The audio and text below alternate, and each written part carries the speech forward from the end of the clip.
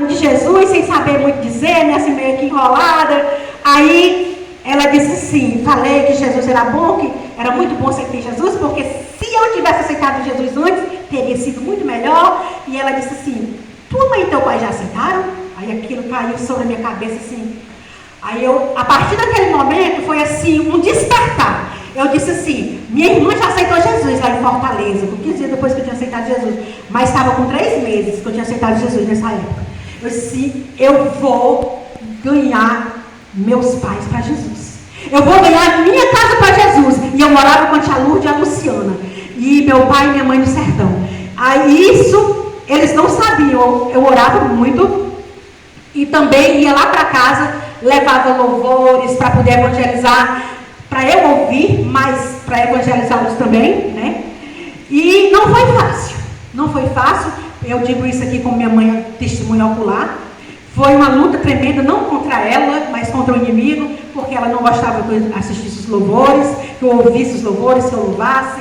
E não tinha, assim, no princípio não foi muito fácil. Mas eu não desisti, eu chorava nos pés do Senhor, é bom chorar, porque Deus, Ele é o consolo. E eu buscava o Senhor para a glória dEle, e eu tinha aquela sede, eu disse, Senhor, se eu não salvar minha casa, como é que eu vou dizer para os meus amigos, aquelas outras pessoas? Irmãos, estou dizendo isso não é pré-requisito, nem é bíblico, não tem nada na Bíblia dizendo que eu tenho que salvar primeiro a minha casa. Mas aquilo foi o que me chamou a atenção, que eu queria, porque na verdade a gente pode pregar a palavra a toda criatura. Apesar que começou primeiro na Samaria, né? Em Jerusalém, Samaria, primeiro foi em casa, e depois Jerusalém, e depois pelos confins. Que a gente realmente tem que primeiro pensar na nossa família. Mas isso não é pré-requisito para que eu não, se minha família não aceitou Jesus, eu não tenho que pregar. Isso, só que em mim foi um despertar. Cada caso é um caso específico. A mim foi um despertar. Então, naquele despertar, eu comecei a clamar o Senhor pela minha família de forma bem integral mesmo. De me acordar de madrugada e tudo mais, né? De ficar direto pensando. Aí um certo dia, minha mãe aceitou Jesus. Depois de 7 meses. Então, 4 meses depois, minha mãe aceitou Jesus.